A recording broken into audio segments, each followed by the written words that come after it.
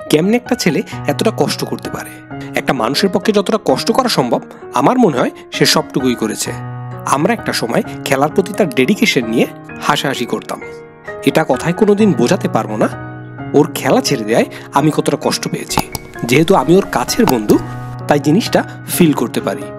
এটা খুব কঠিন তার জন্য, কিন্তু আমি চাইবো ও যেন 100তম টেস্ট অবশ্যই খেলে।